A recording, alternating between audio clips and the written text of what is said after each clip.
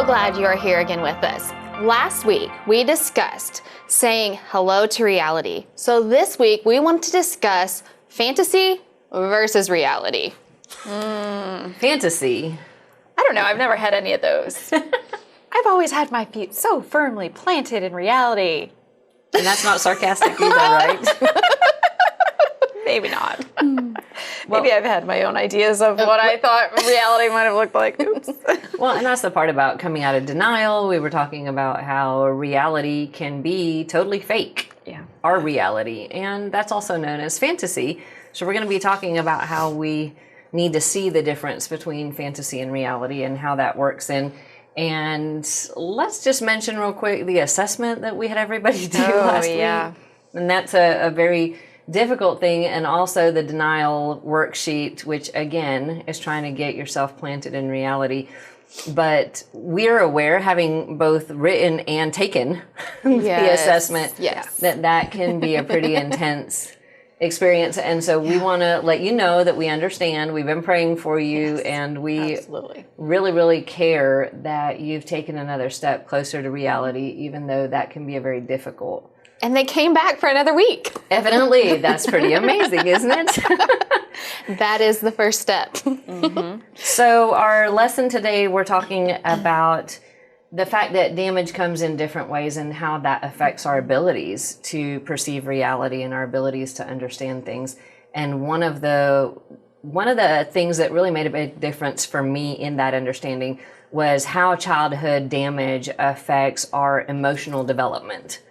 Because that affects what we perceive as reality. And in my case, because the damage started when I was 2, I had areas of trauma where if I was in the right trigger position, I would go to a nonverbal shutdown, and I didn't understand. I just thought I was going crazy, except that I wasn't crazy. I was dealing with a trauma trigger that was super severe and going there, because when that happens, it's like you have an emotional growth plate, like a bone that's broken at the growth plate, then that part of that bone just doesn't grow.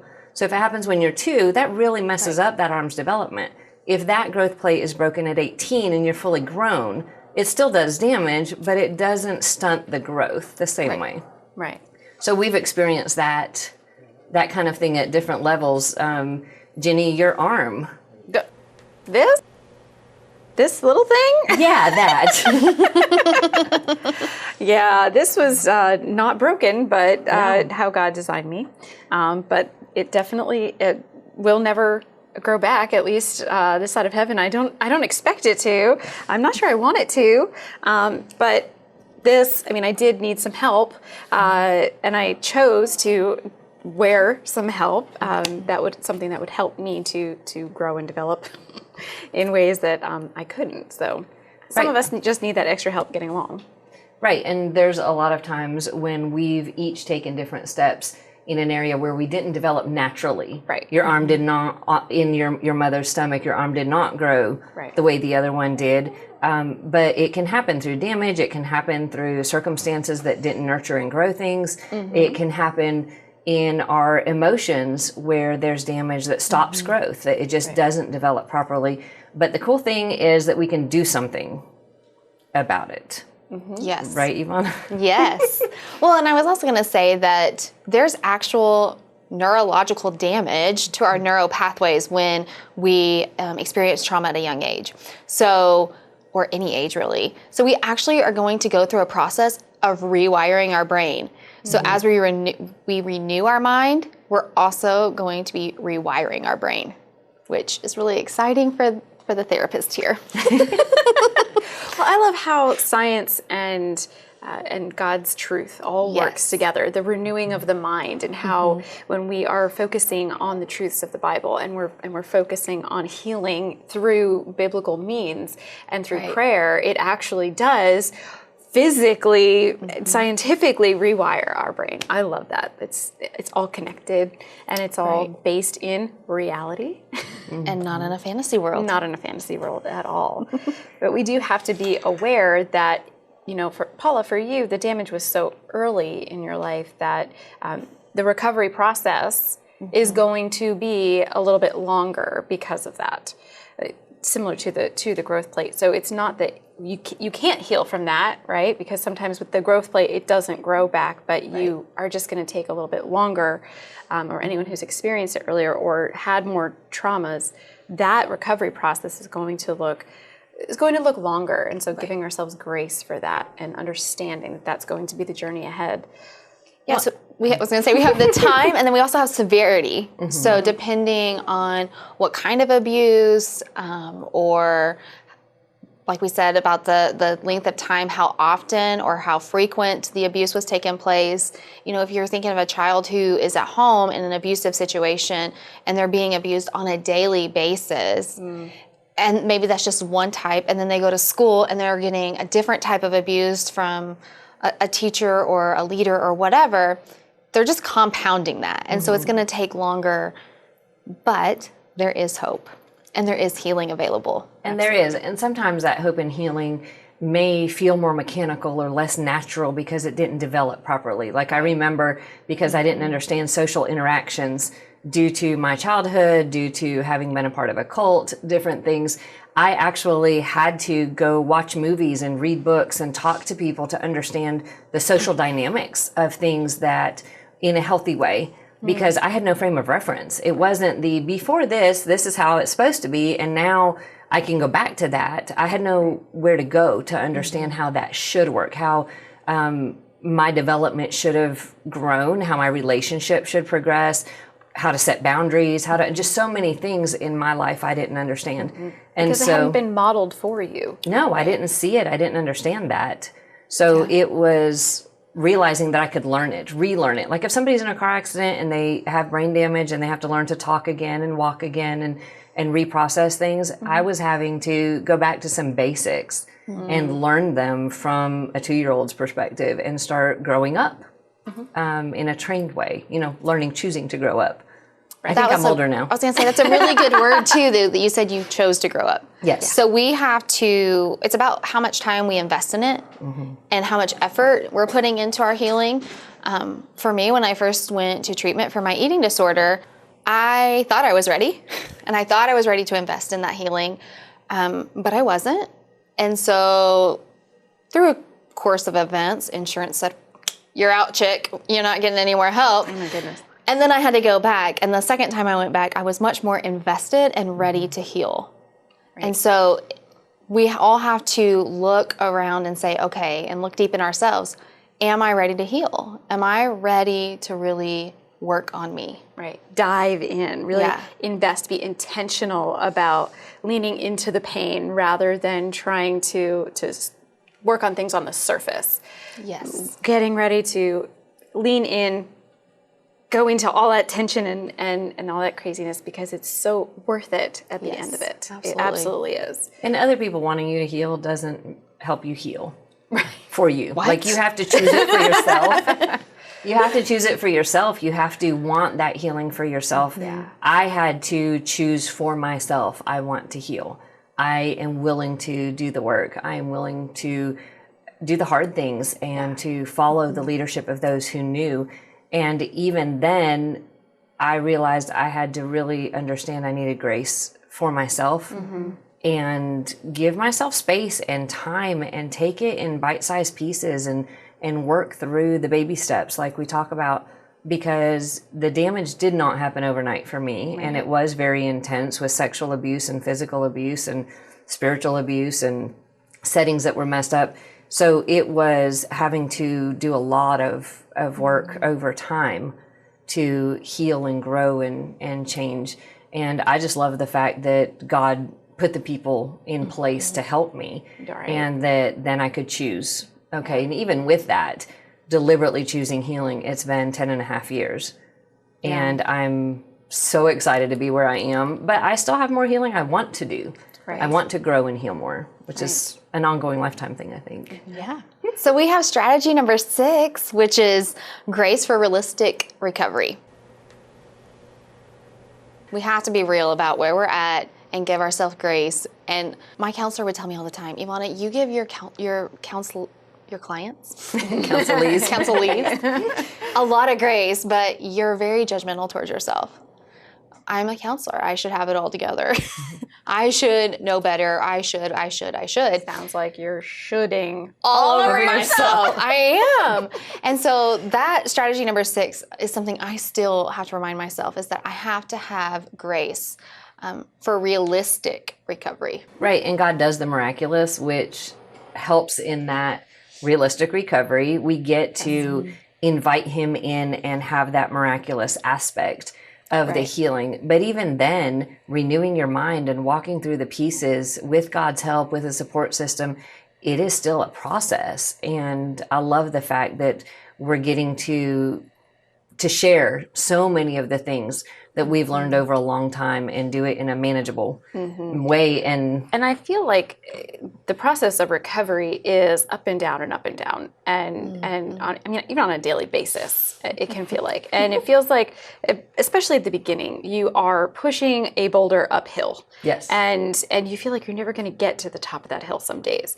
And how I kind of imagine the process for myself, and when I work with clients as well, how I see their process going is it's kind of it's up down, it's up down, it's up down, but then they start to get a little bit stronger, and it's up down up here, and then it's up down up here. So it just keeps moving, but it's a fluid.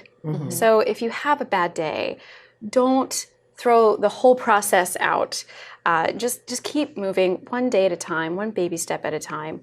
You are going to get there. And eventually when you get to the top of that hill, you start to see, wow, I've really made some changes, and it starts to get easier. It starts to feel like you're pushing the boulder on a plateau and then maybe a little bit downhill. So keep going. It does get better, and give yourself grace, especially for those bad days. Yeah. which is why we want to talk about strategy 7, which is progress, not perfection. Ouch. Amen. Yeah. For perfectionists, that can be a hard one to believe and understand. Yes. Perfectionism was the very first thing that I worked on in my recovery process, was because I was very black and white thinking. And the idea of making progress rather than just I should be perfect because I know what perfection is, so I should be there. I know that doesn't work. I needed to get used to that process of gray areas and progress, baby steps. Oh, I definitely had to work through some major black and white thinking, and perfectionism is still something I work on. Well, I think that's a long-term journey, especially if you're trained in it. Yeah. It's not just I want to do well or I want to protect myself by doing well. But when you've been trained in it, you can think not only you have to do well, but you have to make everybody else around you do well. Yes. And for me, that kind of developed this God complex, codependent thing that was saying, oh, I've got to do everything perfectly. And then if I'm not getting you to do it perfectly too, then that's my fault and my problem. Until one day I was talking to my sister and older sister, and she's like, Paula, I just need to tell you, you're not God. Was that a revelation? And I was like, well, I was so shocked. I'm like, I don't think I'm God. I don't think that, of course I'm not God. And she's like, but when you're taking responsibility for other people's choices and actions, trying to manage them and manipulate it and organize and just make them all do it right too, that's a problem. And that's causing damage. And so it was this huge revelation to me that I needed to shift my thinking and shift from this perfectionistic God complex type thing. Control fantasy. There was that. It was one of those things. That you could control everyone else, that you could control your family, that you could control how people saw you. I know for me, I wanted to control how everyone saw me. If I could just manage their expectations and all of that. So let me just try and control that. That was tough to come to that realization and that understanding that I could not control what anyone else did, or how they believed about me, or what they thought about me, or anything else. That was tough. But it was a safety thing. Right. I really thought that to be safe, I needed to control and to set that up. But again, that's where our thinking can get all twisted around, and we're not seeing clearly, and we are in denial. And I was able to go to God and start asking him to show me so I could start making changes. Because this fantasy thing, control is a huge fantasy, but there are other fantasies that we live in this reality, in my case for safety, Right. but it's still very messed up and difficult, because then I felt like a failure, not only when I couldn't measure up, because I definitely couldn't measure up to perfectionism, but I felt like a failure if you didn't measure up. Right. Or you. Well, not y'all, because y'all weren't there then. Whoever was around me. Right. Yeah. Right. And this idea for me was the scariest thing in the world, to try and let go of that. But what I found when I actually stepped into that was that it gave me so much more freedom. When I didn't have to think about everyone else, I could just let that go. And it was like a weight that lifted off of my shoulders. Instead of being that super scary place, what it ended up to be was freedom. Well, and I controlled not just the people, but I controlled my entire meal plan and what went in and what went out. And but I struggled a lot with that whole control thing. And then when I couldn't control, then I would manipulate. And it was just this awful cycle that left me feeling even more empty. Yes. If only, I think that is also a fantasy. Yes. If only, wait a second, if only they would actually do what I was trying to manipulate them to do. If only my circumstances would change. If only I had more money, I had a husband, I had children, I had A better job. If only I had money. Did we say that one yet? Yeah. We could all use some more money. But the comedy is, so many times in our lives when we feel stuck and we're struggling and whatever, we really, instead of looking at ourselves and what we could do to change or where we could grow and expand, we sit there and look at the if onlys. And it's a fantasy world, pretending that if only everyone else or every other circumstance or every other answer to prayer even, if only that would happen, then I could, would, should. And the fact is, you can't have or do or fix any of that. You can only do your own change in perspective, in healing, in growth, in relationship with God. You can't do that for anybody else. Well, and if only was part of my struggle with dealing with some of the sexual abuse. One particular situation, if only I would have listened to my mom, I would have gone to bed and I would have not been hurt. However, what 9-year-old listens to their parent at bedtime? You know, it took me a while to understand that concept, but I blamed myself and I stayed in that if only fantasy, because if I would have just listened, then none of that would have happened. And I had no control over what happened to me in that situation. So really, it was just that. It was a fantasy and it kept me powerless. Wow. That's incredible. For me, what I have discovered through the if onlys and laying them down, and when I actually go through the recovery process, I am in a really scary place in my life, much scarier than I was. I mean, meaning that I have less control over anything in my life right now, but I am more centered and more at peace than I have ever been. So when I had the all of the security in the world, I still felt like, oh, well, if only this or if only that. But now that I don't have that worldly security, I actually have more peace in my life and more joy and freedom. Well, you could use the if only I had 2 hands. Oh, well, yeah, there's that.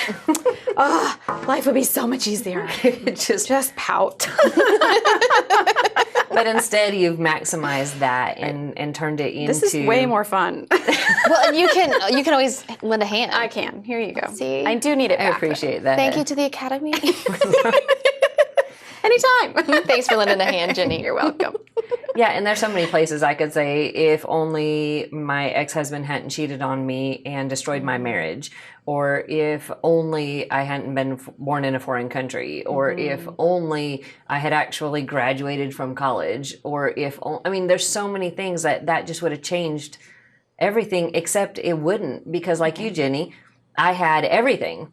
I had the house and the company and the 2-point-something kids. 2.5 kids? I have 3 now. But that, that whole everything was perfect on the outside. And that was when I was the most suicidal and the most broken. Yeah. So that, all of that isn't what changes it. It's what we have on the inside. And so now is when I don't have the money and I don't have the all of these things that if only I had them, right? So now I don't have them. And like you, I'm the happiest, most peaceful I've ever been. Way more, which is amazing. What other fantasies? Well, there's the expectation fantasy. I don't know about you guys, but unrealistic expectations have never been a part of my issues. Okay. Let me come out of denial for a minute. Yes. Expectations, I like to place them, and I like to place really high expectations, not just on other people, more so myself, which I think fed into that progress, not perfection, because the expectation that I had of myself was way up here. And I often tell my clients, that here's your expectation and here is reality. And in between there is misery because you're just miserable because you really need reality to be in line with whatever expectations you're placing on yourself or others or even God. Yeah. Right. And then there's pride, because that's another fantasy that says, I don't need anybody else. I can do this all on my own. I don't need help. I've got it together. Or I should do it all on my own. I should have it all together. So I have to do it on my own. That was my pride in that. If I asked for help, that was the scariest thing in the world. I had to do it on my own, which was that fantasy that I had, that it was all on my shoulders. So it's more than just being a strong-willed person. That's pride. Man, I'm learning a whole lot of things today. We've been learning a whole lot of things for a long time yes. and living it and changing. But that's what's amazing about this healing journey, and it being a process and it being progress and having grace for ourselves, is that it doesn't need to be this perfect, exact science. It is a messy, real, growing, stretching, learning, leveling up, sliding back sometimes process that ultimately gets us further and further ahead in our journey, more healed, closer to God. It's so amazing that way. And here we are getting to share that while we're continuing our own journey and making more progress. And we will get to see y'all next week. And I'm excited because we have more baby steps that you get to have to keep moving forward in your recovery and your healing and your journey closer to God. Have a great and a blessed week.